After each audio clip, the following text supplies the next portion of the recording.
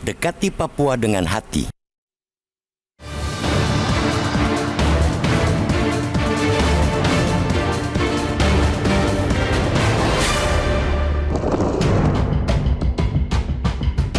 Sudah lebih dari 6 dekade, Papua berintegrasi ke dalam Negara Kesatuan Republik Indonesia atau NKRI.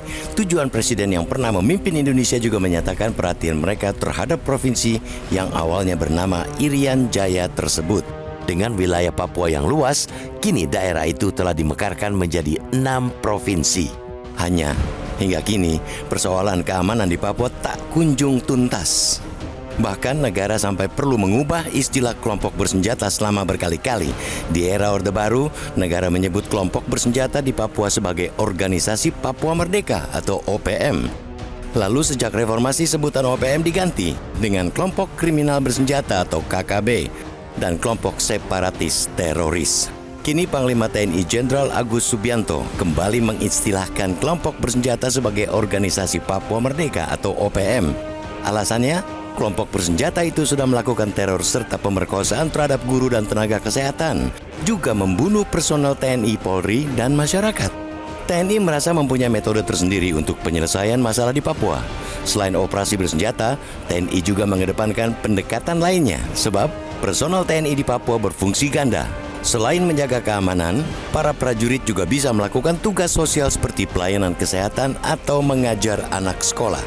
Perubahan sebutan dari KKB menjadi OPM di Papua terkesan sepele, padahal konsekuensi pengembalian sebutan itu amat serius. Dengan sebutan KKB, pendekatan hukum menjadi panglima dalam menghadapi para kelompok bersenjata di Papua.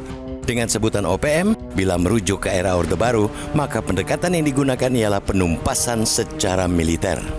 Akan tetapi, terlepas dari apapun penyebutannya, ribuan personel kombatan sudah ditempatkan di provinsi paling timur di Indonesia itu. Belum lagi, sebagaimana yang pernah menjadi temuan imparsial, ribuan personel non-organik juga ditempatkan di Papua, tapi gangguan keamanan masih terus mengancam aparat maupun masyarakat di Papua.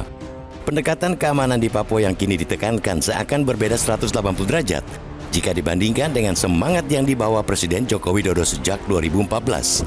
Bagi Panglima tertinggi itu, permasalahan di Papua harus diselesaikan dengan hati yang jujur dan terbuka, bukan sekadar janji, apalagi senjata api.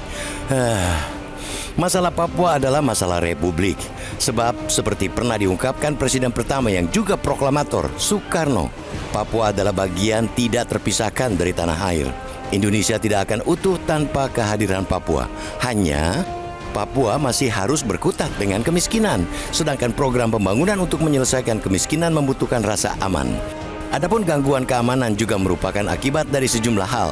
Salah satunya adalah kemiskinan, seakan menjadi sebuah siklus yang akan selalu berputar. Pendekatan keamanan bukan barang baru di daerah matahari terbit itu, dan sama sekali terbukti tidak mampu memutus siklus kekerasan. Makanya, di era Presiden Abdurrahman Wahid atau Gus Dur, pendekatan di Papua lebih mengedepankan dialog dan pendekatan kultural dalam menyelesaikan konflik. Di masa Gus Dur, nama Irian Jaya diganti Papua. Gus Dur juga yang membiarkan pengibaran bendera bergambar bintang kejora dan menyamakannya dengan umbul-umbul identitas budaya. Sebab bagi Gus Dur, dialog hanya bisa berjalan bila masyarakat Papua nyaman dalam mengekspresikan identitas kebudayaan. Sehingga semua pihak yang berdialog bisa duduk bersama dengan nyaman, saling menghormati, dan mendengarkan pendapat masing-masing. Karena itu, Papua mestinya jangan didekati semata dengan pendekatan kekerasan atau saling menumpas. Problem di Papua mesti diselesaikan melalui jalan dialog dan kemanusiaan yang terbukti pernah bisa mendinginkan situasi walau sejenak. Kini, seruan serupa patut digaungkan agar negara tidak terseret terlampau jauh untuk menjadi bagian dari spiral kekerasan di Papua.